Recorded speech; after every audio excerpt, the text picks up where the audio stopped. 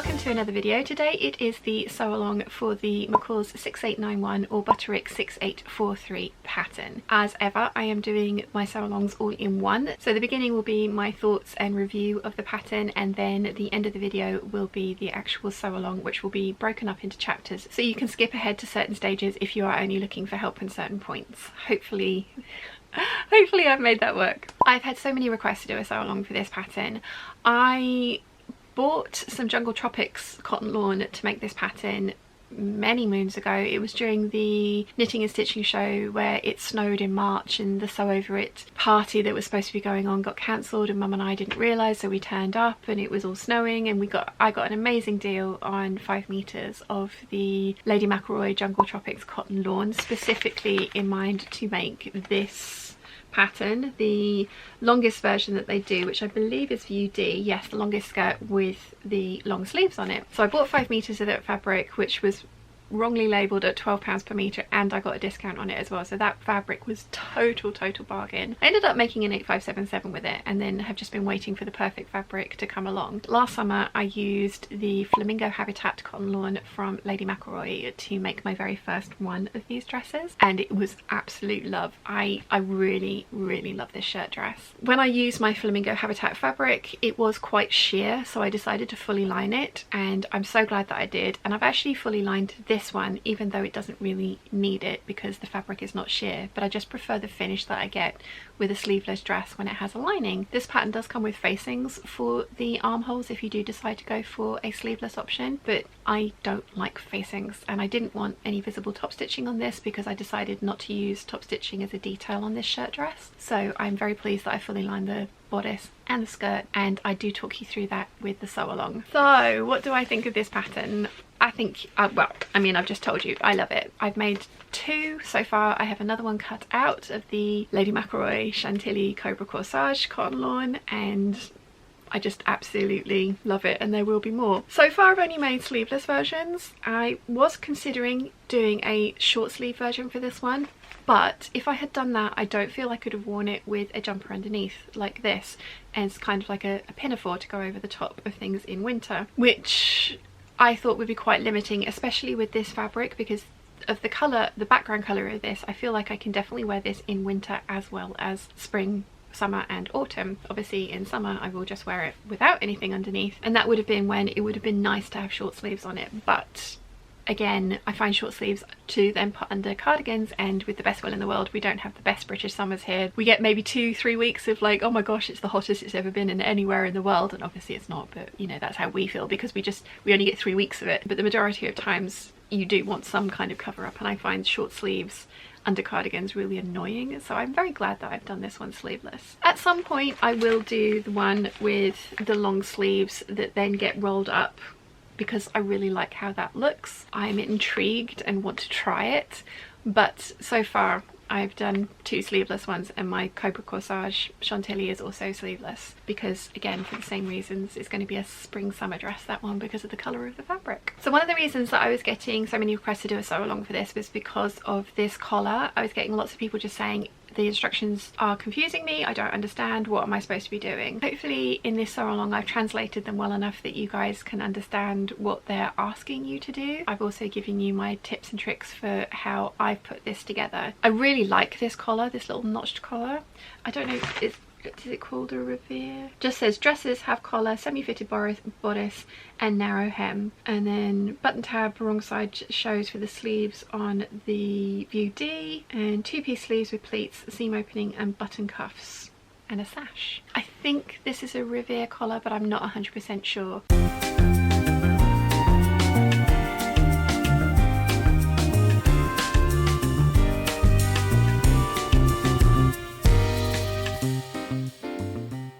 I don't think it's a notched collar because it's a 2-piece collar, but I really like it. I think I've talked to you guys about this previously with the 9077 shirt dress, which buttons all the way up to here with a collar stand, and the same for the 6696. I like those ones, but I much prefer this V-neck with the buttons kind of starting down here than something that you could button up all the way to the top, but you then have the choice whether you do or not. I prefer this V neckline, so I really like this collar. This is a much kind of more chilled old version of the 9345 that has really kind of like pronounced 70s style collar on this one, so this one's a little bit more subdued. I really like the skirt on this. I was a bit worried that it wasn't going to be full enough for me, but I do really like the skirt on this, and I did manage to get this dress out of about 3.5 meters of fabric. I had 4 meters of it. I've also managed to get an Anna top out of the remainder of it, so I think, oh, and potential bias finding as well, but yeah, I think I had 4 meters of this fabric and I have got a top and this dress out of it. So the sleeveless one I think you can get out of about 3.5 meters of fabric. That bodes really well because I have loads of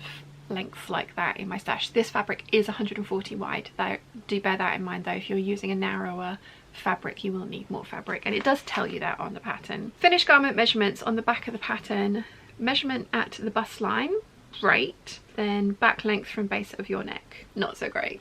But again, things are changing. Hopefully next year there's going to be much more information on the back of the patterns. I believe I went for a straight size 14, and according to the envelope I should be doing a 16 for the bust, a 14 for the waist, and a 20 for the hips. But as I say, I did a straight size 14. I get away with it with the hips because, as I say, this skirt has a lot of flare in it, and I have put pockets in this one as well, which I do talk you through. So this pattern is a little bit different in that the pattern pieces aren't nested. So the front bodice you have to pick the size that you want, which if you need to grade between the two sizes is a little bit difficult. It's not impossible, but it is a little bit more difficult. But what I would do is if I was grading between the two sizes is trace out the larger size and then put it over the smaller size, matching up the apex points, and then kind of like use the original tracing to then work out where I needed to kind of like just smooth down the lines to the smaller size or the larger size, as it were. The instructions on this one can be a little bit kind of overwhelming because, as I say, they talk you through tissue fitting the pattern pieces. I personally don't like that method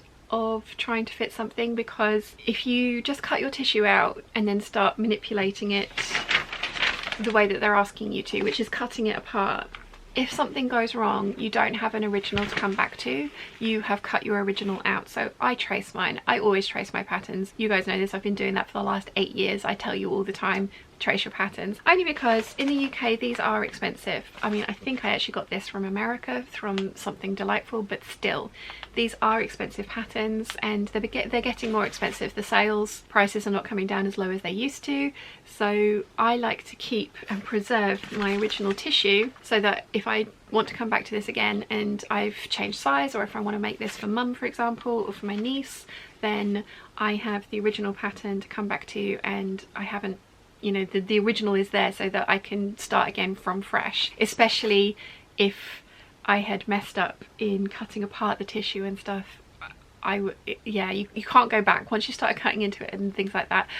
The tissue also is really delicate. I do appreciate that it's doable to tissue fit, and lots of people do it, but it's just not a preference of mine, so I haven't. But I am really lucky that the McCalls, Vogue and Butterick blocks tend to fit me. With the only alteration that I need to make is adding length to the pattern, which I did have to do with this one. But other than that, I went by my finished garment measurements, which are printed on the tissue paper currently. That was how I picked out the size that I wanted to make. I'm glad that I went for the size 14. The size 12 at the waist probably would have kind of fitted me better, but this comes with a sash or is able to be belted, and it does mean as well that it's not so snug as some of my other clothes. I do prefer a snugger fit, but this one skims and I can cinch it with the belt and the sash. But if I'm wearing it at a hotter time, or I'm wearing it and I've had a large meal, I can just loosen the belt or loosen the sash, and it's just that little bit more comfortable. So I am glad that I went for a size that skims rather than fits really closely. But that's something to bear in mind when you are doing button-up dresses. If this was a zip-up dress, I could have gotten away with a lot closer fit. But with a button-up dress you don't want strain on the buttons, because that's going to make it look like it is too small for you, even if it's not. And strain on the buttons is really, really obvious. So yeah, I went for slightly more ease in this dress than I usually do, but as I say, I really, really like how it's come out. I enjoyed the instructions for this pattern. I thought they were well written. I found them easy enough to follow. I did change a few things up. As I say, I fully lined this bodice because I prefer that finish over facings, but that again is just my personal preference. It's really, really easy to line this bodice. You don't even have to draft any particular new facing pieces or lining pieces. You can just literally cut the outer bodice piece, so this piece here, you just cut it out of lining as well, and then you add on the facing so that when you turn your collar back you end up with the pattern fabric on the outside. So there is a facing under here as well as the full lining, but again I go through that with you in the sew along. So I'm going to talk you through choosing your size, tracing your pattern, a few alterations, then I'm going to talk you through sewing the dress up.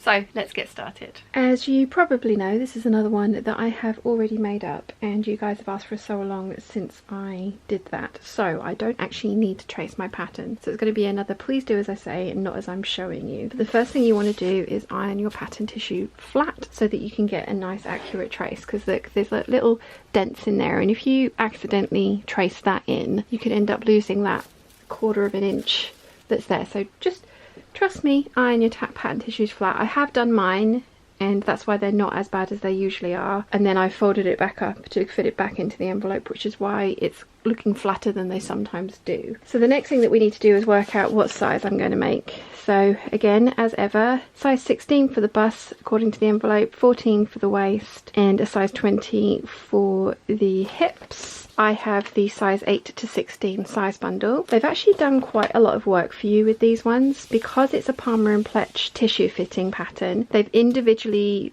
printed out each size of the bodice so that you can cut out the one that works best for you and work from there. Again, I don't like cutting out my patterns, I want to trace them.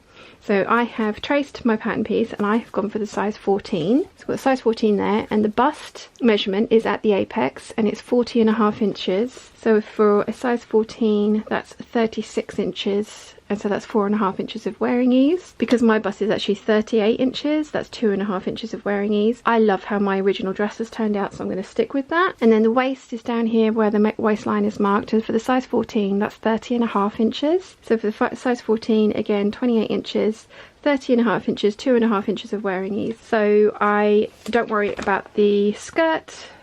Does it have the... I don't have the skirt front out, but it probably will have the hip measurement around the hip line, but it's a very full skirt and it fits over my hips. The other measurements are the sleeve measurements, and they are printed on the sleeves as well, but we are doing a sleeveless version, and I am going to fully line this, so I won't need the armhole facings, although they are available in the pattern. So now that I've worked out that I'm going to trace a straight size 14, I want to work out which pattern pieces I want to trace. I like all three versions of this dress. I prefer the two longer skirts, so C and D. I don't like the shorter skirt A and B, just a personal preference. I prefer them to cover my knees. So I have traced both the C length and the D length, and I'm going to cut the D length today, and it is kind of lower calf, but it's not like ankle length, so it might look like a maxi, but it is kind of mid to lower calf length, and I'm 5'8". So I've written down that I'm going to trace out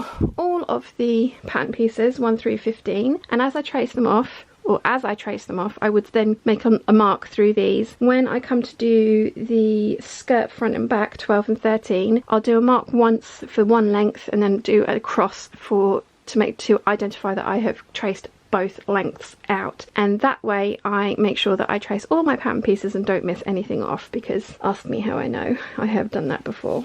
Nothing worse than having to get everything out to iron the pattern pieces flat again to retrace because you missed a piece. So as I have mentioned before, I'm really lucky. The bodices from the McCalls and Vogue patterns and Butterick fit me pretty well out of the packet. The only alterations I have to do is lengthen and shorten them. This is a tissue fitting Palmer and Pletch pattern, so there are actually copious fitting instructions inside of the pattern instructions. Lots and lots and lots of really detailed instructions of how to do full bicep adjustments, how to lengthen, how to shorten, and how to get all those fitting issues sorted for you. Again, that's something that I haven't had to worry about, which is really lucky, I know. The only alteration I have to do is lengthen my bodices by 1 inch. So let me show you the pattern pieces and which ones we're going to need to alter. Here are all the pattern pieces. We are going to need the front bodice. We don't need the collar, that can go to the side. We're going to need the back bodice. We don't need the pocket, that can go to the side. The sash can go to the side, skirt patterns can go to the side, but we will need the front facing. So as I mentioned, I need to add 1 inch of length to my bodices to get them to fit my torso. I have a long torso in comparison to the rest of my body. Also, I'm 5'8", and these patterns are drafted for a 5'6" frame. There are lengthen and shorten lines on these pattern pieces, which is amazing. So you want to cut along your lengthen and shorten line. Make sure you have your perpendicular line going through it. You're going to draw the amount that you need to add on a scrap piece of paper and stick your pattern pieces to it. If you've watched any of my sew-alongs before, you know exactly how to do this, and I will link to a tutorial. I have a standalone tutorial. I'll link to that up here as well. It's really, really simple. The thing you need to remember is whatever you do to your back bodice, lengthwise you need to do to your front bodice, and then also any corresponding pieces like the facing piece, which does match in with your front bodice. You're going to need to add length to that as well. I'm fully lining this pattern because I like the finish it can give me on the armholes. There are armhole facings for this pattern, but I don't like visible top stitching on this dress. Again, visible top stitching on shirt dresses can look really nice, but that's not what I want to go for. So I'm actually going to just cut my bodice front and bodice back out of lining fabric as well as my main fabric. If I had a facing piece that was attached at the waist, I would do this slightly differently, and I will be showing you in another video how I draft a lining piece for the Vogue 9345 so that I can fully line that bodice. But for this one, I am just going to cut out an extra 2 pieces for the bodice front lining and then an extra piece on the fold for the bodice back lining. And again, I'll show you what that looks like as we go along.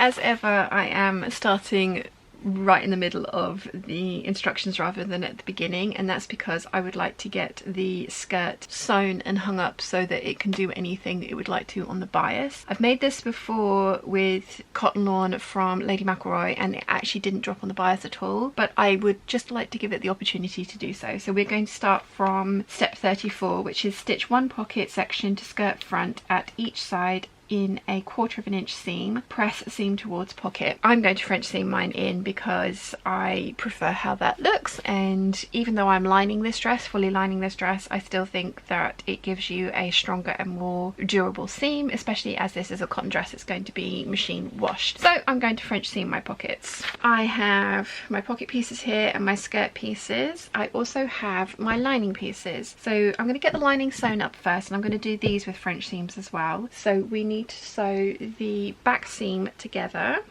and hopefully I have marked these clearly enough that I can work out which is which. Yeah, so I'm going to sew the back seam together with the sides together at a 1/4 inch, then sew the side seams together with the wrong sides together at a 1/4 inch, trim everything, press everything so that the right sides are together, although with this fabric there isn't one, then finish off the French seams so that this can then get hung up to do its thing. So the back seam together first, which is this one, which I have marked, and then we will sew up the side seams. I have pressed the side seams towards the back and the center seam towards the left, which means that when I press the center seam of the actual skirt, I shall press that towards the right. And because I'm putting French seamed pockets into the skirt, those seams will get pressed towards the front, so everything should nest nicely. So I'm going to hang this up so it can do its biasy thing, although I don't think it's going to do anything on the bias, but I'm going to give it some time to have a think about it, and it might. So get this one hung up and then we can start on the outer skirt. As I mentioned, we are going to be sewing our pockets in with a French seam. So the first thing you need to do is put your pocket piece onto your skirt piece. It doesn't matter if it's the skirt front or the skirt back, you just want to match up the single notch to the side seam of your skirt piece, and we are going to sew that at a 1/4 inch from the bottom of the pocket to the top of the pocket, and you're going to do that for all 4 pocket pieces. And the thing you need to make sure that you're matching up is there's a notch in the edge of the pocket and there's a notch in the edge of the side seam of the skirt. You want to match up those two wrong sides together, and you're going to sew at a 1/4 inch from the bottom of the pocket to the top of the pocket, and you're going to do that for all 4 pocket pieces. So I have sewn all of the pockets onto the skirt panels to the side seams at a 1/4 inch. I'm going to trim off the excess thread, and then we need to trim down the seam allowance to the base of the pocket. So I'm going to snip into it carefully. We want to trim this to just under 1/8 of an inch because we're going to be sewing the second pass of this seam at 1/4 of an inch as well, so that the pocket is inset into the side seam. So we're going to trim it down so it's just under 1/8 of an inch, and you're going to do that for all 4 pocket pieces. Then we're going to go and press it so that the right sides are together, and once we've pressed it with the right sides together, we can then sew the final part of this French seam, which, as I mentioned, is going to be sewn again at 1/4 of an inch. So I'm going to do that for all 4 pocket pieces, and I've clipped into the bottom so there's like a step so that the seam allowance of the skirt is maintained, but the seam allowance of the pocket has been trimmed down. Once all 4 have been trimmed, we then press them with the right sides together so that we can then sew the final part of the seam at, again, 1/4 of an inch. I have sewn the 1/4 inch seam along the folded edge so that all of the raw edge is now enclosed, and I've sewn that from the bottom of the pocket to the top of the pocket, and I've done that for all 4 pieces. So I'm now going to take this over to the ironing board, and I'm going to press everything so that it's all the seam allowances into the pocket, and we end up with a piece that looks like this, and then we can sew the side seams together again with French seams in the regular manner. So I'm going to press all of the pocket out of the skirt piece, and I'm going to press the seam allowance into the pocket piece as well, and I'm going to do that for all 4 pieces. Okay, so I've just sewn the back seam with the start of a French seam, so wrong sides together, 1/4 of an inch, and now that I have got the back officially done, I did that just in case I sewed the wrong pieces together. I have marked the front, and the front pieces do have a notch in the upper edge, and the back pieces does have a triple notch, but just in case. So the next thing that we're going to do is we're going to put our front panels over our back panels with the wrong sides together, with the pockets out like that, and we are going to pin those into place so that all the edges and notches meet up, and then we're going to sew from the top edge of the pocket all around the pocket, pivoting here and down to the bottom at 1/4 of an inch. We're going to do that for both sides. Then you can trim it, press it with the right sides together, so at 3/8 of an inch to finish off your French seam. You want to be really careful when you're pivoting around this corner here that you are getting it at the 1/4 of an inch for the first pass. Just take it slow, make sure that everything is nicely lined up and everything is lying flatly underneath, because you want to make sure that the little bit that you've cut here to kind of finish off the French seam of your pocket piece is lying flat and is joining together as well.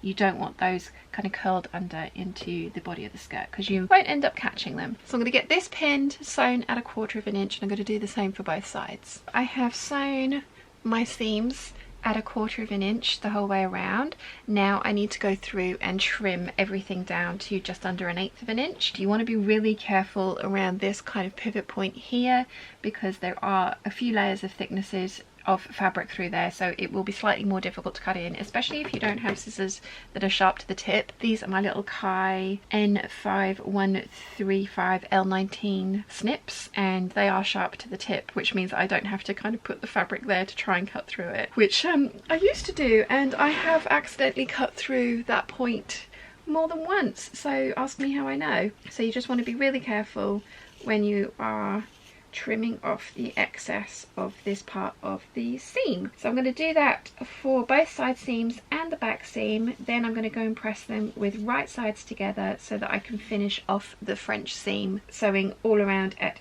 3/8 of an inch or just under.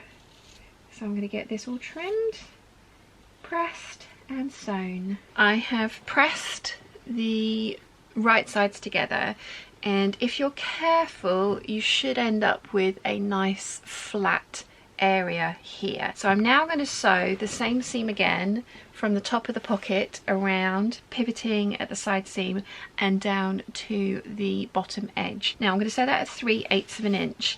This seam that we've done here for the pocket is at 1/4 of an inch, so we're going to go 1/8 of an inch further than that and then continue sewing down, and that will inset our pocket into the side seam of our dress. We will then close up the top and the bottom edge of the pockets so that the pocket opening is the size that the pattern suggests. The marks of that are on your skirt panel pieces. And once that's done, we can then sew our outer to our lining piece, so we can then treat them as one. But again, I will show you each of those steps as we go. So the first thing that I'm going to do is sew from the top edge of the pocket all the way around, pivoting at this corner down to the bottom at 3/8 of an inch. I have my skirt pattern piece here. So the first mark is 3 inches down from the top edge, that circle there, and then the next one is 9 inches down from the top edge, or 6 inches away from the original mark, which means the pocket opening needs to be 6 inches wide. So I'm going to transfer those markings over onto the skirt. Now, I had put them on originally, but I had done it with a friction pen, and that's gone away with all the pressing.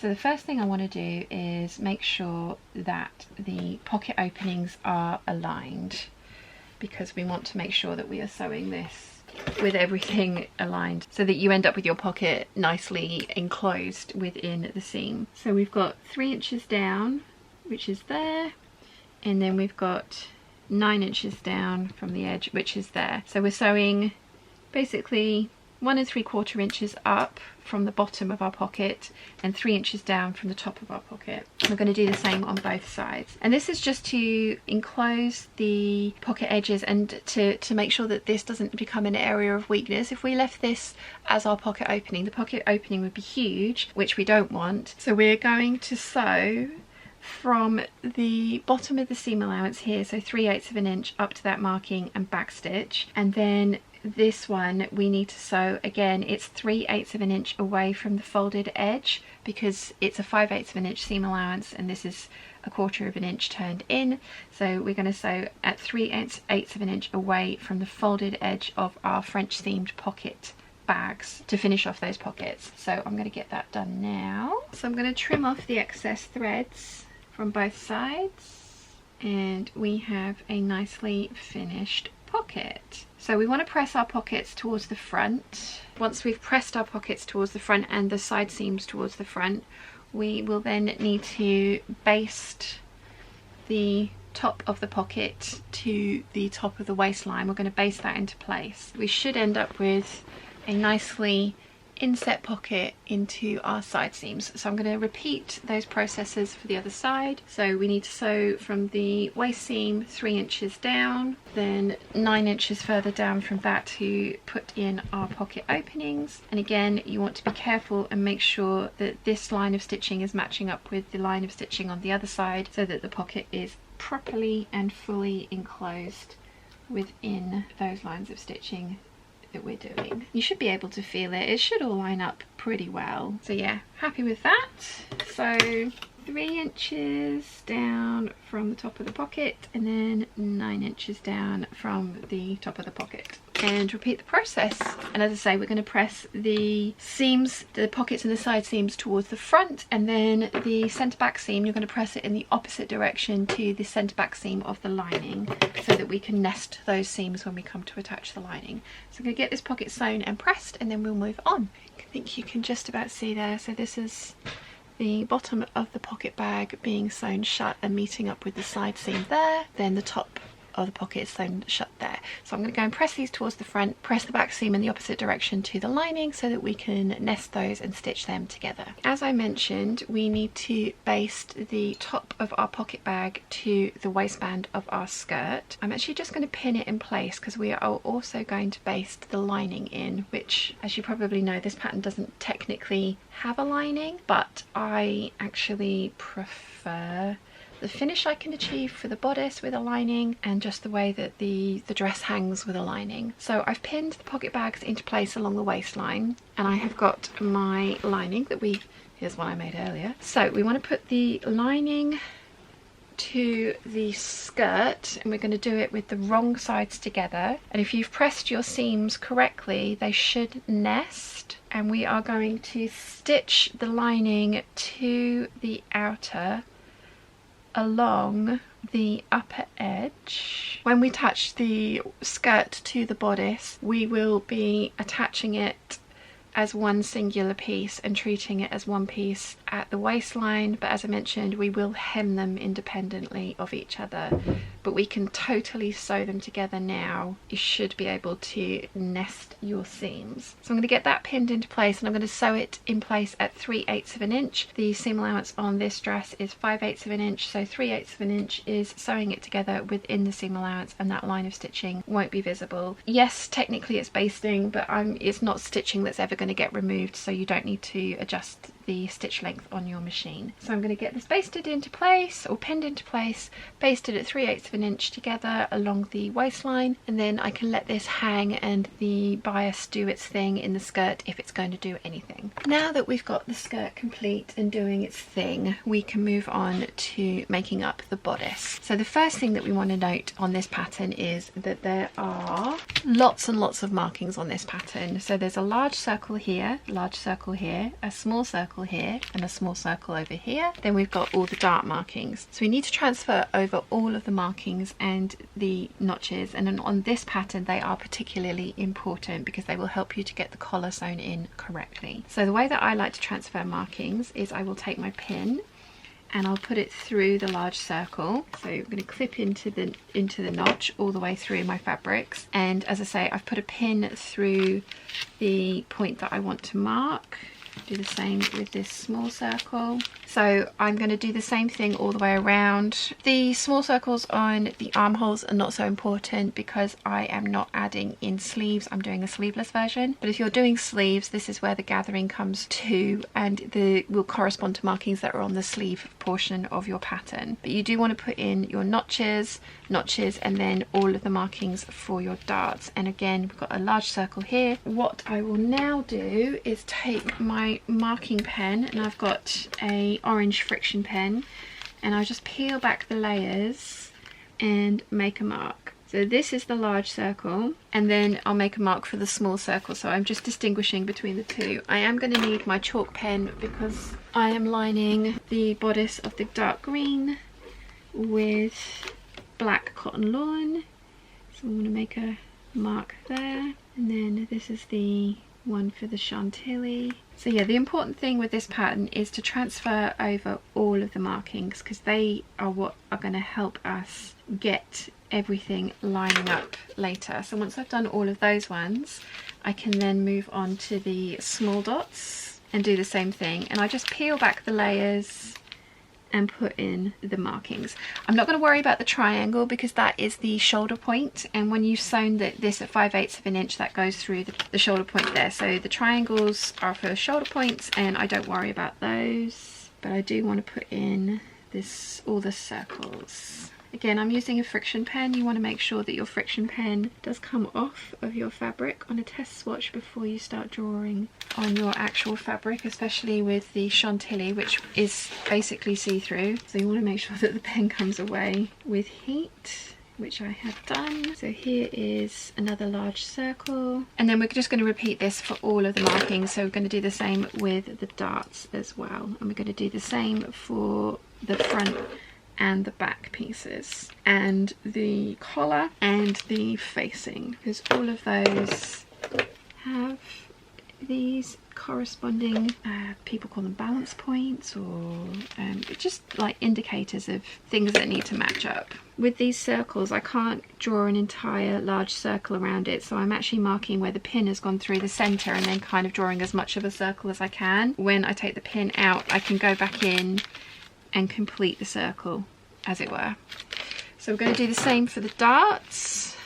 I put the pin through the point of my dart, and I've got the bust dart, side dart there, and then at the bottom I actually notch into the bottom of my darts. So I put a small snip into the bottom to indicate where the legs of the darts are. Make sure I've done it for all the layers of fabric because I've got 2 bodices here. I like this pattern so much. This is my second and third iterations I have here. So then, now that I've made sure that the legs of the darts have been snipped into, I can take the rest of these pins out and very gently again peel back the fabric to make the marks for the points of the darts. And again, same for the lining. So that's one dart point marked. Take that pin out, and we'll do the same for the side dart.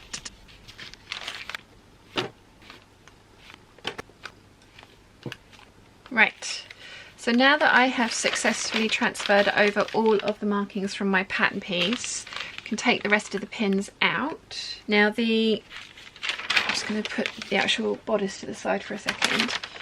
So the side dart, the legs of the dart are straight, but the waist dart, the legs are actually slightly curved. So I'm going to take my French curve and I'm just going to use this edge, and it's only a really slight curve, but I'm just going to kind of play around until I've found the point that matches the curve best. So for me, I've got the 35 centimeter point at the top of my dart and sort of just 17.5 centimeters at the bottom leg of my dart, and that means that when I come to draw the curved waist legs in, I know where to put my French curve to get the correct curve edge to make the dart as curved as it needs to be. Now that I've made all those marks on the bodice pieces, I can fold my pattern up and put it away. Take out the piece, and as I mentioned, the waist dart is the curved one, so I've got the 17.5 centimeter point on the bottom leg of the dart, and then the 35 centimeter point at the point of the dart. Put some pressure on it and draw in my curve, and then I'm just going to flip my French curve over, realign. So again, a 17.5 centimeter point at the bottom, the leg, the snip that I've made into the leg of the dart, and then the 35 centimeter point of my French curve at the top of the dart, and that's given me a nice curved dart. And then the bust darts, or the side darts here, were just straight lines, so we'll get those marked in. So I'm going to do that for all of my pattern pieces, and then I'm going to repeat the same for the back. We can then pin and sew all of our darts. Now that I have marked all of my darts and I've pinned them into place, I can sew them. So I'm going to back stitch at the start of my dart, sew along the legs and sew off of the point, leaving myself a nice long thread tail so that I can knot the ends of the threads together. I prefer that to finish my darts rather than back stitching, because back stitching can lead you with too much bulk in that area. So I've got all of these darts to do for the outer and for the lining. I have got the front pieces and the back pieces here because I like to do all of one process in one go.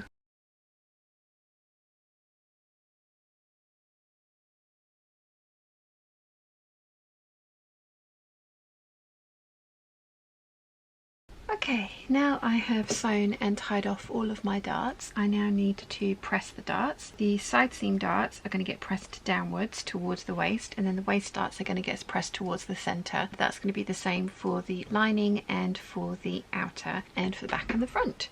So I'm going to go and get that done. Okay, now that I've got all of my darts sewn into the front and the back, I am going to stitch the shoulder seams. Now the pattern does say that you can put e-stitching in between the triangle and the notch to help the shoulder seams meet. I haven't found that that was necessary, but if you are finding that your back shoulder seams are larger than the front shoulder seams, then do put in some e-stitching to ease those in. We're going to sew this with a regular seam because we are fully lining the bodice to make everything look prettier. So I am going to match up my shoulder seams and stitch those at 5/8 of an inch and then press those seams open. You want to do that for the outer only, don't do it for the lining yet. I know I'm jumping around all over in the instructions, but this is a sew along that I'm doing, so that's always the way. So we're going to go back to step number 3, which is reinforce inner corner of bodice, front neck edge, pivoting at small circle, clip to small circle. Those markings that I said that we need to be really careful about moving over earlier, the small circle is on the neck edge of our pattern piece. I haven't done it up until this point because I didn't want to clip into this and create an area of weakness whilst I was manhandling the pattern pieces. So I have put in my small circle and then I've marked in an inch each way. I prefer to actually mark in this stitching line just so that I have something to follow. This is 5/8 of an inch away from the raw edge. We're going to start here, don't backstitch, and you're going to pivot at the small circle and sew up here, and again don't backstitch. Once you've done that, we're then going to clip into that small circle along here. So I'll get that done and show you what it looks like. I have sewn in the reinforcing stitches and I can now clip up to the small circle but not through those reinforcing stitches. We're going to do that on both sides. Okay, so now that's done, we can put that to the side for a second. So the next thing that we're going to do is stay stitch the neck edge of the bodice between the small circles. So from that point that we've just clipped into, we're going to stay stitch at 1/2 inch all the way around the neck edge from small circle to small circle.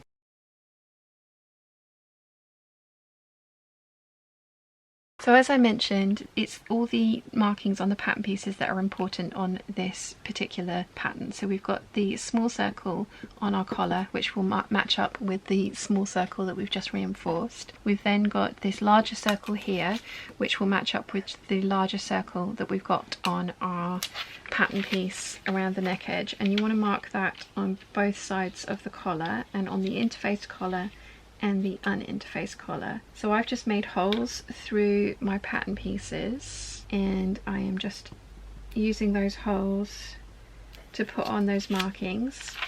So we've got the small circle and then I'm just drawing around the larger circle, and there are notches as well, which I have clipped in to the pattern piece before I removed it, but then I've interfaced it so it's kind of glued itself back together. So we'll just snip in our notches here, and that's the interfaced collar done, and so we need to repeat that process on the uninterfaced collar. So again, large circle, small circle, distinguish that that one's the large circle, notch is already in there, flip your pattern piece over, match it up, we've got small circle, large circle, again distinguish that that's the large circle, and then the notch is already in there as well. So I can put my pattern piece to the side now and we'll get the instructions back. We want the interfaced collar, so this collar, and it's going to get attached to the outer bodice, and it says with right sides together pin interfaced collar to neck edge of bodice, clipping bodice where necessary. That's where the stay stitching will help us clip in if we need it to. Stitch, trim stitched edge to 1/4 inch and press seam open. So we're going to basically take our bodice and with right sides together, the small notches are the inner collar and then the longer edge is the outer collar. So the small notches need to match up with the notches or the small circle that we reinforced to earlier. So I put a pin through the small circle and then match it up with the other small circle that we've reinforced, and I'll do the same on the other side. And then I want to ease the rest of this neckline in, and as I say, we've stay stitched the neckline, so if you need to clip into this to get this to be the same length as this, then clip up to but not through your stay stitching. So I'm going to get this pinned into place and I'll show you what it looks like before I sew it. I'm doing this in stages. The pattern would have you try and pin the entire collar and sew the entire collar in one go, and I find that that's really fiddly and really difficult to do. So I'm pinning from small circle to small circle and I'm going to sew that pass first. Once that's done, I'm then going to sew the rest of the collar into place, and again obviously I'll show you how that looks and what you need to do to get that done.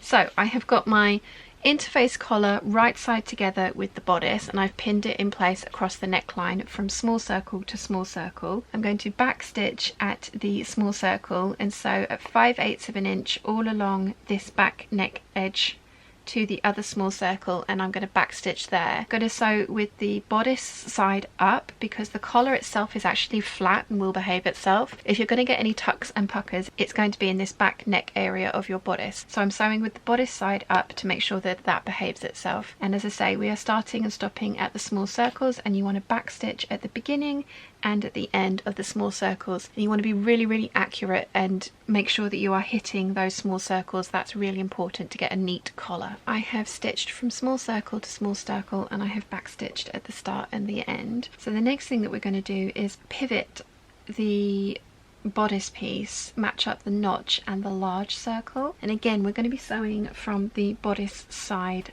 up because we want to make sure that that's behaving itself. And you are sewing to the large circle but not past the large circle.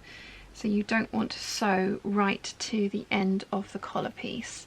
So I've got that all pinned in place for this side, and then we're going to do the same for the other side. And this is why I prefer to sew it in 2 or 3 passes like this, because the pattern would have you keep your needle down and try and pivot at the small circle, and you can totally do that. It is possible. It's just really fiddly, and I much prefer to make sure that I have everything pinned in place this way. I find I get a much more accurate sew if I do it this way. So I'm matching up my notches on the collar with the notches on the bodice, and then just scooting out all of this excess fabric here. So I'm going to sew from the large circle to the small circle, back stitching at the beginning and the end, and I'm going to do that for both sides. And I'm going to sew with the bodice side up because again the collar is flat, so the collar's going to behave itself. And again, you do that for both ends. Okay, so you should end up with something that looks like this. I get a lot of people send me the photo of the collar that looks like this, and they're like, what have I done wrong? And if you've got it looking like this, you haven't done anything wrong. This is how it should look. The pattern would like us to trim this seam allowance to 1/4 inch and press the seam open. Now, if you look at the pattern, you can see that they've actually trimmed up to but not past the large circle.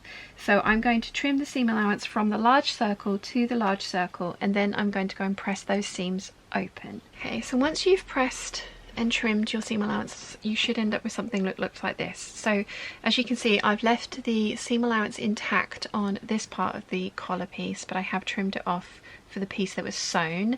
I've also left the lapel seam allowance intact, and I have pressed it open the whole way along. And then when you look at it from the right side, you should have these really beautiful angles stitched in to your bodice, and you shouldn't be able to see any of the reinforcing stitching that we did earlier, because that should have been exactly on the seam line. So we've got that on both sides. Now the pattern would have you now sew up the side seams, but I am going to be finishing mine differently to the way that the pattern wants us to. So we're going to move on to the facing pieces. Yeah, so the next step in the pattern is for you to stitch the shoulder seams and side seams together, and I don't want to do it that way. I want to, as I say, finish my armholes differently. There is an armhole facing if you want to have a sleeveless one, which is totally fine, but I just personally don't like visible top stitching. We all know how I feel about facings. So we're going to move on to... wow. Right, so we're moving on to step 42, which is to deal with the facing pieces. I have got my facing pieces here, which again I have interfaced earlier. So there are more markings that we need to transfer over to our facing pieces, which you can see here. So we've got the large circle here where the lapel is going to fold back from. We've got the large circle here, which is the end of our collar, and we've got the small circle here, which we are going to need to put in so that we can reinforce the same way that we did with the front pieces. So I've done the same thing that I did before. I've made holes in my pattern piece, and I'm going to lay it over the facing piece with the interfacing side up, and I'm going to mark in, accurately get everything lined up. I'm going to mark in those 3 points that are important. So this is a large circle, that's a large circle, that's the small circle. And then I'm going to do the same for the other side. So large circle, small circle, and large circle. So now that I've got all of those pieces marked, I actually need to finish off the raw edge of my facing piece. Now you can face your facing if you want to, but I am actually going to use bias binding to finish off this long raw edge, and it's the edge opposite. This is the lapel that you will see on the outside of your dress. So it's this long edge here opposite to this right angle, and we want to finish both of these off with bias binding. Okay, so to sew on the bias binding, I like to put the right side of the binding, so the edge where you can see the folds to the wrong side of the facing, and keep the raw edges flush, and then I'll stitch in the ditch of one of the folds of the bias binding. Once that's sewn on, then you want to wrap the bias binding around and top stitch it down, and I'm going to do that for both raw edges of both facing pieces. Once you have top stitched your bias binding down, you then want to give it a nice press, and we are now going to do something very different from the instructions. We are going to attach these facing pieces to our lining pieces. So we want to attach the wrong side of the facing to the right side of the lining piece, and you want to baste this into place around from the shoulder, around this edge here, and down to the large circle, but not past the large circle. We are going to be doing some other things with the bottom of this area here, so you want to make sure that your facing is free. So you're going to baste it in place with the wrong side of the facing to the right side of the lining, and baste from the shoulder across and down and around the lapel and to the large circle, and you're going to do that for both sides. So I have basted it all into place at 3/8 of an inch, because that's within the 5/8 of an inch seam allowance. That'll never be seen. This is not basting that needs to be removed either. The next thing we need to do is we need to mark in and reinforce our pivot point here. So it's very much, we're basically doing the exact same thing that we did with the outer bodice. So you'll have your small circle from earlier. I've marked in my stitching lines, so I'm going to stitch about 1 inch away from each end. I won't backstitch at the start or the stop. Pivot and turn at the circle, and then we can clip into that small circle. So I'm going to do that for both sides. I have sewn in the reinforcement stitching, and now I can clip up to the small circle but not through my line of stitching. I'm going to do that for both sides. Then we can move on to sewing our back panel to our front panels for our lining pieces. The pattern would have you fold back the seam allowance of the facing piece and turn the seam allowance back to be hand stitched in place later, but because I'm fully lining mine, you don't need to worry about that. So I've got my 2 front pieces here, and I am going to put my back lining piece right sides together and sew up the shoulder seams, which will finish the shoulder edge of the facing pieces. Again, if you need to, you can put e-stitching into the back lining pieces to make it fit the front lining pieces, but I found that it works fine without it. The difference is minimal, and you can stretch your fabric gently to make it fit. When I say minimal, it's like a couple of millimeters. Right sides together, so my shoulder seams together for my lining pieces, sandwiching the facing pieces in between the lining back and the lining front. So once you've sewn the shoulder seams and pressed them open, you should end up with something that looks like this. So we're going to do the same thing that we did for the other collar. We are going to stay stitch from small circle to small circle at 1/2 inch, and then we're just basically going to install the under collar. This is the upper collar, sorry.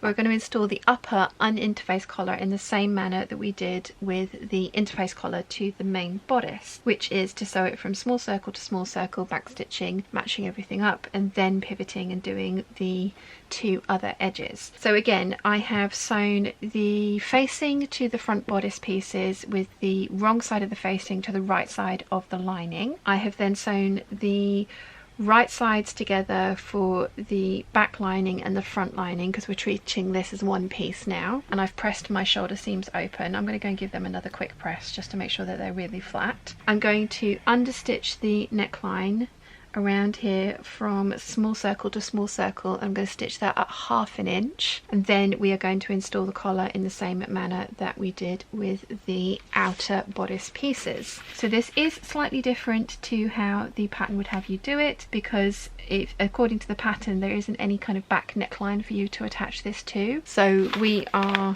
basically repeating all of the steps that we did for the outer bodice. We're doing it for the lining. As I said, we are basically repeating the same steps. I have stay stitched the neckline of the bodice, the lining, and then I have got the right side of the collar to the right side of the lining bodice. I have matched up the small circle with the small circle. I have pinned that into place, so I'm going to sew this with the bodice side up, because that's the one that's going to misbehave, especially kind of around the shoulder areas. That's where you really want to make sure you're paying attention and you're not getting any puckers. So I'm going to start sewing at the small circle. I'm going to back stitch there, so 5/8 of an inch the whole way across to the second small circle and back stitch there. Once we've done that, we can then readjust and repin the rest of the collar to sew from the small circle to the large circle. So I have sewn from small circle to small circle, back stitching at the start and the finish, and you can use your stitching line that you did the reinforcing with earlier as a guide to get you to make sure that you are using the right seam allowance and you actually hit the small circle.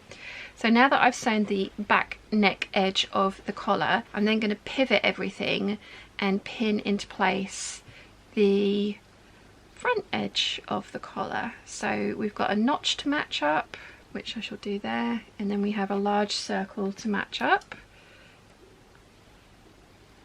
which I shall do there, and we are sewing from the large circle to the small circle, and we are back stitching at the small circle, and you want to just maneuver it so that all the volume around the small circle is out of the way, and we're going to do the same on both sides.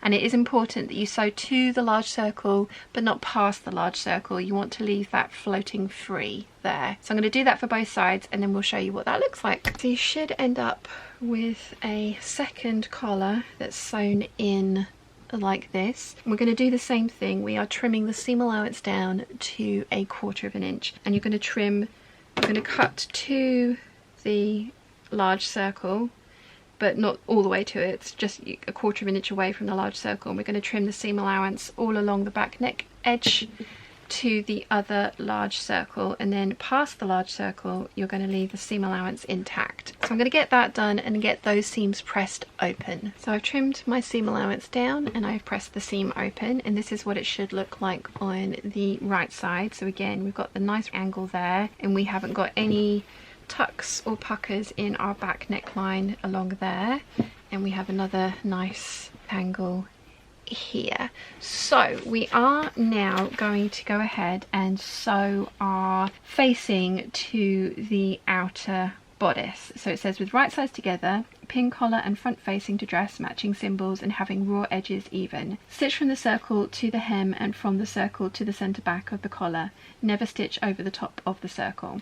This is again where all of the marks that we've put in are going to come into play. So we're going to take the right side of our bodice and attach it to the right side of our lining, and you should have your side seams open at this point. We are going to be sewing from large circle around the collar to the other large circle and stopping and breaking our stitching there. Then we are going to move all of the seam allowance out of the way, and for us we're going to sew from the large circle at the bottom of the lapel up to the corner here, pivot, and then sew up to the large circle, and then stop and break our stitching there as well. So we're going to do 1 pass of stitching, 2 passes of stitching, 3 passes of stitching. So again, I'm going to pin that all into place and I'll show you what it looks like. I'm going to do this in 3 passes because again, I want to make my life as easy as possible. So I have pinned the collar pieces together and I've matched up the large circle with the large circle. You want to make sure that when you're stitching, all of the seam allowance is out of the way. So you want all of the seam allowance from the collar to be facing down and out of the way, and you're going to be starting your stitching at the large circle, back stitching there. You're going to sew up to the corner and pivot, so along the top edge of your collar to the other corner, pivot, and then sew back down to the other large circle, and again make sure all of the seam allowance is out of the way. If you find it more difficult to start here because of if it gets too bulky, you can always start a little further away and sew all the way around, and then come back and flip this over so that you can sew towards the large circle. You want to find a way that works for you, makes your life as easy as possible. I am going to start at this end, as I say, back stitch, make sure all of my seam allowance is nice and out of the way, pivot at the corner, sew along the top edge, pivot at the corner and sew back down to the other large circle and back stitch. I have sewn from large circle to large circle, back stitching at the start and at the end. If you're worried about your pivot points on your corners, you can always draw your seam allowance in, there's no problem with that. As you can see, the seam allowance is out of the way this side and it's out of the way that side as well. The seam allowance is still kind of flapping free. So the next thing that we need to do is pin it in the opposite direction. So we are pinning from the large circle at the kind of lapel where the lapel will fold back from. We're pinning to the large circle again here, and we want to this time keep all of the seam allowance out of the way in this direction. So we're going to sew from large circle, back stitch, pivot at the corner. Again, if you're worried about the corner point, draw your seam allowance in so you have something to follow, and then we're going to stitch down to the other large circle, which is at the bottom of the lapel, back stitch there. We're going to do the same for both sides. You should end up with something that looks like this. So from the large circle up around the lapel, pivoting at the corner, and then stitching up to the large circle to meet up with the previous line of stitching. You should end up with all of these seam allowances kind of flapping free. So now we need to trim our seam allowances and clip across our corners so that we can turn everything nicely. Same for our collar here. And you want to press all of these seams open if you can. I have a clapper which has a point turner in it, so I will be able to press these open. If you don't have one of those, you do the best that you can, but if you press them open first and then press them flat, you will get much crisper seams. So we're going to trim all of our seam allowance down around this area, down to 1/4 inch, around the collar, and then also around the lapel. We're going to take off the corners of both the lapel and the collar itself so that they get nice pointy points, and press all of the seams open. So once everything is trimmed and pressed and turned, you should end up with something that looks like this. We've got a nice little notch in our collar there. Everything is lying nice and flatly. I'm going to give this another press just to make sure that everything is behaving itself. So before we sew up our armholes, we are going to finish off the bottom edge of our collar. So you have pressed your seam allowances open. So this is the main body of the dress with the interface collar. This is the lining with the uninterfaced collar. So we're going to match up the raw edges. Again, you're keeping your seam allowances open, so we're matching up the raw edges. Should have trimmed them to the same amount. Match up the side seams, the shoulder seams, sorry, on both sides. And then you are going to hand stitch this into place. You can do this by machine if you are very, very careful not to catch anything except the seam allowances. I just find you have more control if you hand stitch this into place. And I'm going to use a quite large running back stitch just to stitch this into place and make sure that it all behaves itself, stays together when you are wearing the dress. And we are only going to be sewing the seam allowance together, so the seam allowance from the main body of the dress and the seam allowance from the lining, and you're going to be sewing that from the small circle to the second small circle. And as I say, I'm going to do a large running back stitch just to keep that in place. Probably can just about see there that I have really kind of just loosely basted that into place so that the collar is now going to behave itself. So the next thing that we can do is sew up our armholes. So I'm going to sew those with the right sides together, and you want to make sure that there is about 1/8 inch of the lining showing. So you've got the outer fabric on top, you've got the lining underneath, and there's 1/8 inch of the lining showing from about 1 inch away from the side seams, and that's just going to help the lining to roll to the inside when we sew it. So I'm going to pin this the whole way around.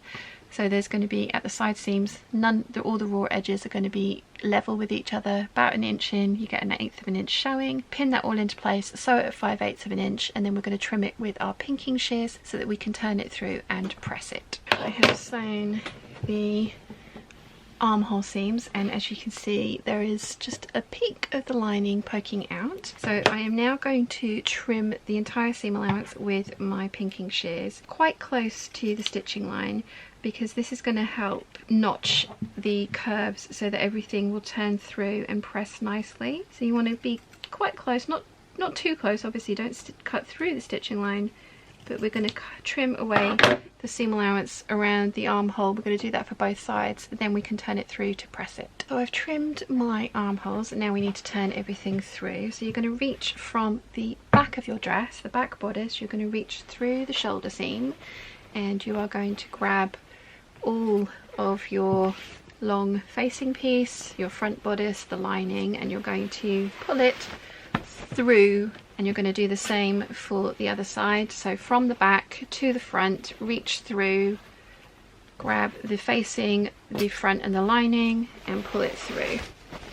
And you're going to pull everything through, and that will give you some nicely finished armholes. So we need to go and press these, and you're going to press them with the lining side up because we've sewn it so that the lining is slightly smaller than the outer. So you want to be seeing, you want to be having the shoulder seams lie flat, but you should be seeing like a 1/16 of an inch of the outer fabric kind of showing through when you press this flat. That's what we want, so the lining will stay on the inside. We're going to do that for both sides, then we can sew up the side seams. Once the armholes are pressed, it should end up looking like this. So we are then going to take the right sides and the side seams of the bodice, and we are going to open out the lining and the outer, match up the underarm seam, and you're going to match up the notches, and you're going to pin and sew from the waist seam from the outer bodice to the waist seam on the lining bodice at 5/8 of an inch. I have my side seams sewn, so I'm now going to go and press these open, and while I'm there I'm going to press the waist seam, or the seam allowance of the waistline of the lining, up by 5/8 of an inch because we're going to be hand stitching that into place later. So I'm going to go and press the side seams open and the seam allowance of the waistline of the lining up by 5/8 of an inch. We are pretty much done with our bodice for now, so we are going to start work on the skirt again. Now it might have been easier, and probably would have been easier, to line these, or to hem these when they were independent of each other, but I got carried away and sewed them together at the waist seam. So I am going to risk it because, as I say, I've made this dress in these materials before and the hems didn't drop. So I am going to risk it with this one and just hem it now. If you're using a floatier fabric like a viscose, for example, then I highly suggest that you let this hem hang for at least a week. Yeah, I think the longest I've ever let a hem hang is 6 months, which is excessive. But yeah, well, I mean at least 24 hours. But I do find that giving it longer just eliminates any chance that you'll have to rehem it at any point. I'm going to machine finish the hem of the lining, and I'm going to sew a line of guide stitches at 5/8 of an inch for a pressing guide. I'm going to then do a narrow rolled hem with that, and I'm going to make sure that I am doing that so that the hem goes up to the wrong side. I'm doing a deeper hem allowance on the lining than I am on the outer fabric, just to make sure that nothing pokes through. So like I say, I'm going to run a line of guide stitching at 5/8 of an inch away from the raw edge, which I'll use as a pressing guide. I will then do a line of top stitching along that. That will allow me to cut off the excess seam allowance, or hem allowance in this case, and then I'll press it under again, but I'm going to show you at every stage along the way. So I'm going to get my guide stitching done first at 5/8 of an inch from the raw edge. I have sewn a line of guide stitching, which is green, and I am going to hem this with green, and then I've pressed it up. I've pressed it up so that the raw edge is towards the inside, the wrong side, so the hem is going to look nice on the outside. I am now going to run a line of stitching really close to the edge to secure this in place, so I can then trim off the excess to then press it up again. And I'm doing it that way because this is a curved hem. If I try and press this up again, it's going to get really messy. Ask me how I know. So I am going to use an edge stitch foot, and I'm going to run a line of stitching maybe 1/8 of an inch away from the folded edge, so that I can then use that as a guide to trim off the excess. So I think you can just about see I've done a second line of stitching here, and I'm now going to trim off all of the excess, so I'm left with a tiny little hem that I'll then be able to turn up and stitch in place again. If you have a narrow rolled hem foot, you could totally use that. You would just need to trim off the extra 5/8 of an inch first, because as I say, we want this lining hem to be shorter than the outer hem, which is why I'm doing it this way. So I'm going to go around and trim off all of this excess so I can press it up again and turn it so that the raw edges are enclosed and I can stitch it into place. So I've trimmed off all the excess seam allowance, or hem allowance as I really ought to call it. I have then gone and pressed the edge over again, so I've got a nice narrow hem there. So I'm going to top stitch this down, then I can finish off the hem of the outer layer, which I will do with bias binding. It needs pressing, but I now have a nice narrow hem. So the next hem that I need to do, as I mentioned, is the outer layer. So the Cobra Corsage. So I am going to use bias binding, because of course I am, and I'm going to sew the right side of the binding to the right side of the fabric. The right side of the binding is this side where you can't see any of the raw edges. That's the wrong side. So I'm going to open out one edge of the bias binding. I'm going to get the raw edge flush with the raw edge of the skirt, and I'm going to sew in the ditch all the way around. I'll press the whole thing through round to the wrong side, and that will be then slip stitched into place once the dress is finished. But I need to get both of these hems to this point so that I can attach the skirt to the bodice and then attach the facings. I have pressed the narrow hem of the lining nice and flat, and I have pressed the bias binding all the way around to the inside, which is going to give me a nice finished edge. So now that I've got the skirt hemmed, I can attach it to the bodice. So we want to keep the lining bodice out of the way, and we are going to pin the skirt, and remember we basted the lining to the skirt outer earlier, so we're going to pin both layers as if they were one to the bodice, matching up the notches, the side seams, and pin this in place, and then we're going to sew at 5/8 of an inch and press the seam allowance up towards the bodice. So we're going to pin the bodice of the dress only with the bodice lining out of the way to the skirt, and we're going to do it with right sides together, and we are going to pin and sew at 5/8 of an inch all the way around, matching up the notches and the side seams. I have sewn the skirt to the bodice, and I've pressed the seam up towards the bodice because when I am done sewing everything I can then slip stitch the lining of the bodice along that waist seam there. But first we need to finish off the facing pieces. I'm going to get it all organized and then I will show you what we're going to do. Okay, so we need to have the skirt lining and outer together. Again, you can base that into place if you want to once you've sewn the hem. I tend not to worry because it's not a slippery fabric. It'll behave itself and pretty much stay where you've put it. So we're going to put the it should be natural for how this goes together. So the facing goes right sides together against the bodice outer, and then the bodice lining sandwiches the facing, and we're going to be sewing from the large circle, which is where we stopped earlier. So we're going to pin this in place. As I mentioned, I've pressed up the raw edge of the waist seam of the lining, and that should align with the seam of the waist where we've just sewn it to the skirt. So get everything pinned into place as we go down. We want to make sure the raw edges are aligned.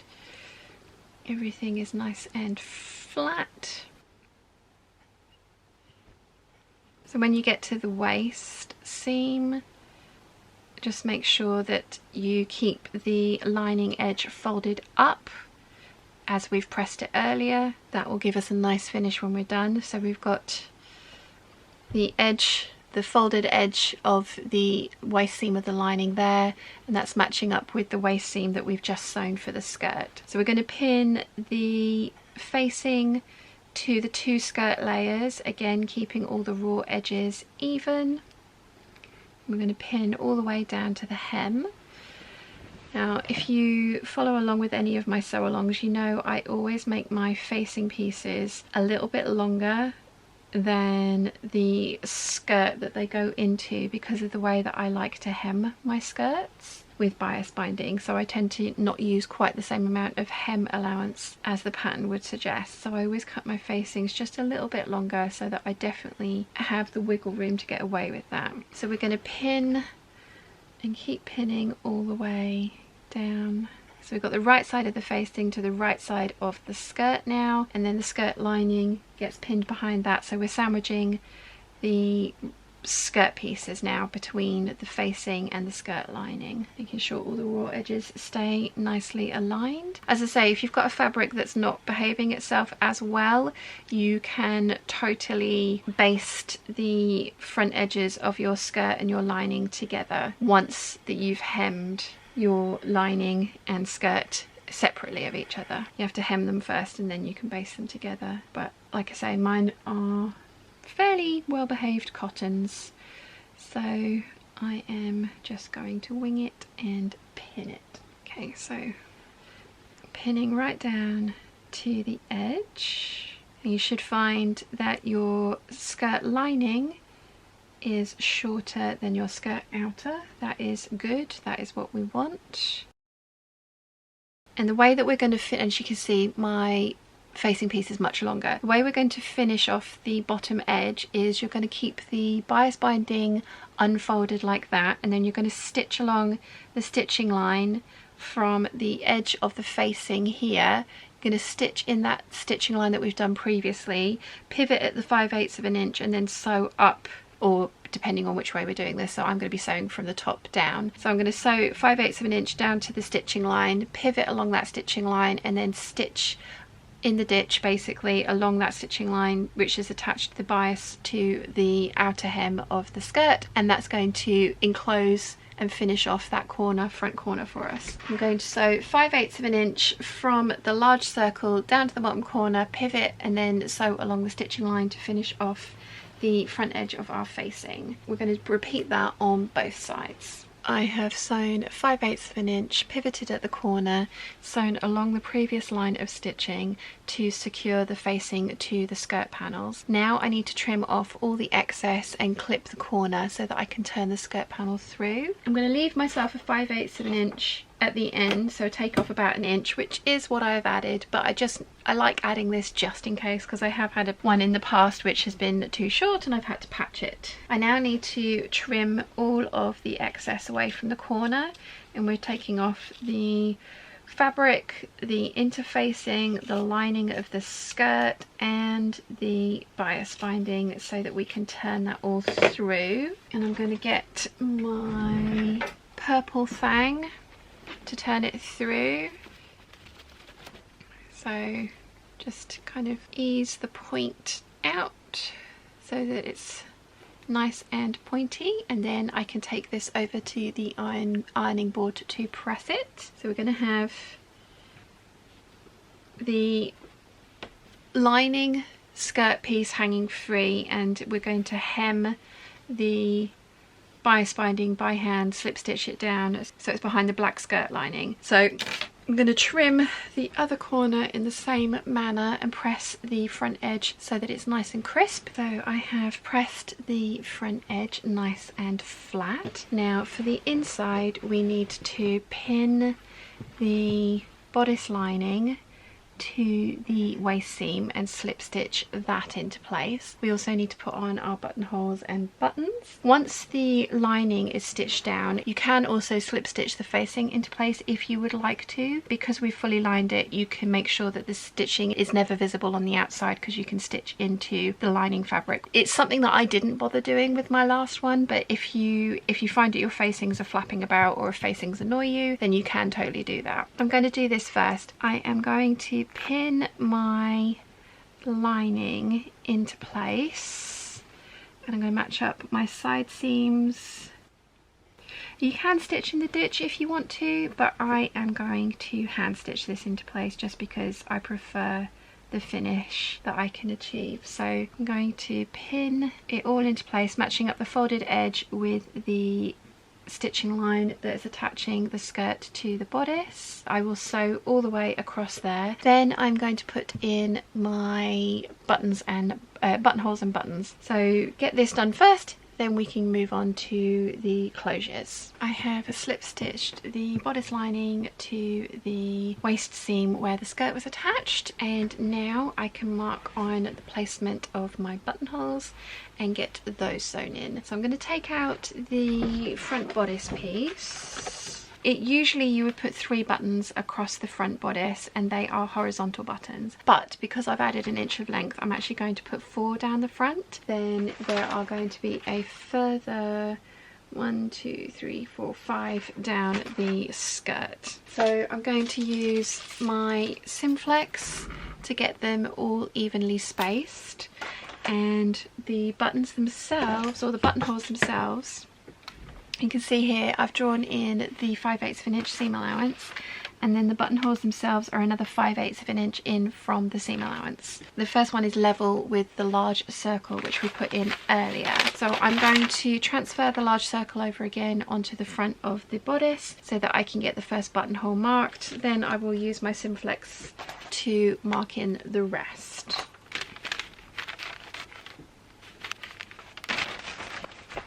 So now that I've got the placement of the first buttonhole marked, as I said, I'm going to put 4 into the upper bodice and then 5 evenly spaced into the skirt. I'm going to make a mark 5/8 of an inch away from the folded edge, which is how far in the buttonholes need to go. Then I'll make the marks for these, and then I will put the buttonholes in with the buttonhole feature on my sewing machine. I won't show you how to do that because again, not everybody has my sewing machine, so whichever way you make buttonholes, you want to make 8 of them if you haven't lengthened the bodice, or 9 of them if you have, or use your Simflex to kind of gauge which spacing is going to look nicest for you. As I say, I'm going to put 4 on my bodice and 5 on the skirt.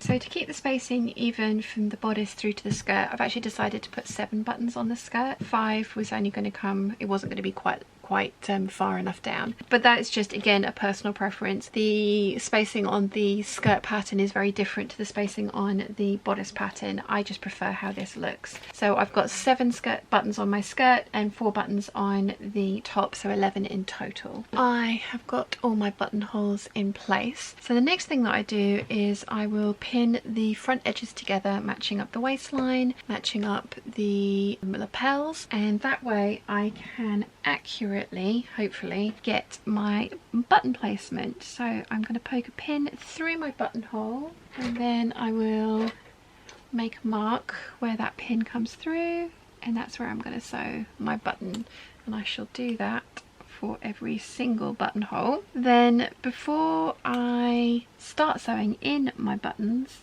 I'm going to go over each of my buttonholes with fray check on both the outside and the inside so that that can be drying whilst I'm sewing the buttons on. I find that I prefer to fray check my buttonholes before I open them because I find that when I open them they fray way less, hence fray check. They just look better.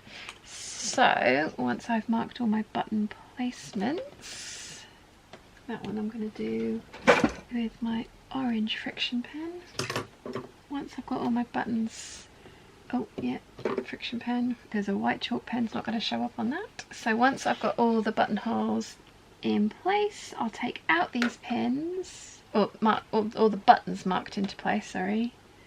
I'll take out these pins. There we go, and then I can coat each and every buttonhole front and back, so outside and inside, with fray check, which will just help them to stay neat when I open them up later. You do want to be slightly cautious with your fray check because you don't want to get drops of it anywhere but the buttonholes. Do the outside first, and then I will start on the inside next. Okay, so that's one side of the buttonholes done. I'll turn it over and do the same on the inside. Okay, so I'm going to leave those to dry and then I will sew on my buttons to the other side. Then we have the sash to complete, the hem to complete, but the dress is almost finished. So buttons time now. I have sewn on my buttons and my fray checked buttonholes should now be nice and dry, which they are. We did have a buttonhole chisel somewhere, but we lost it in the move and we haven't replaced it yet. So I like to put a pin through the end of my buttonhole, and I'll use my stitch ripper to open up the buttonhole very carefully. The pin will mean that I won't be able to go through the end of the buttonhole and rip it too far. At least that's the theory. So I'm going to get all of my buttonholes opened. When you do it that way, you do end up with a little bit the other side that's maybe not quite opened enough, so you go in and just kind of like open up that other little bit as well. So I'm going to do that for all 11 buttonholes, then I can sew the sash. Okay, so the final thing that we need to do is sew the sash. So I am going to sew the short flat ends together at 5/8 of an inch, and we can press that open, and then we will sew the long ends together, leaving ourselves a little tie, a little hole to turn the tie or the sash through. So I'm going to pin this in place and sew this at 5/8 of an inch. I have sewn and pressed that seam. Now we need to pin it with the right sides together, matching up the raw edges, and you want to sew over this centre seam, but then maybe an inch or so in you want to leave yourself a hole so that you can turn your sash through. And I like to use my orange pins to show that I need to stop stitching and break my stitching here and here. So this is where I'll leave open. I use orange pins because Mum has majority of the orange and yellow pins, and I have the green and white ones, and so the orange ones kind of stand out to me. So I'm going to literally pin the long raw edges together, and then we are going to sew at 5/8 of an inch all the way around. And as I say, we're going to leave an opening of a couple of inches so that we can turn the sash through once we've trimmed the seam allowance down to finish it off.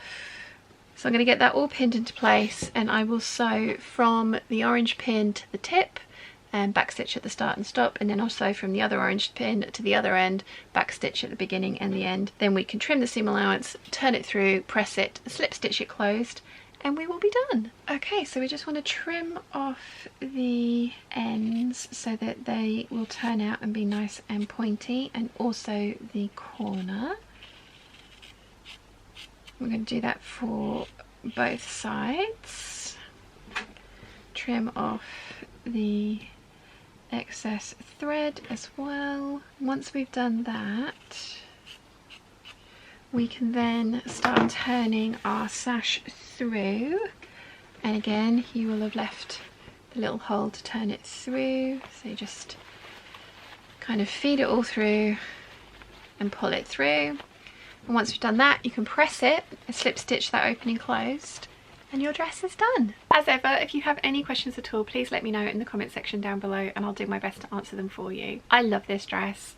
I am so pleased that I made this dress. I will be making many more of this dress. I can get it out of 3.5 meters of 140 wide fabric, so it's not too fabric hungry like the 8577, but it is still a really satisfyingly twirly dress for me to wear. So yeah, I'm really pleased with this one. I love it. If you do decide to make something, please let me know on Instagram by using this hashtag Sean made me do it, because I would love to see what you have got up to. If you've enjoyed this video, please give it a thumbs up. If you haven't yet, please subscribe, and I'll see you again very soon. Bye.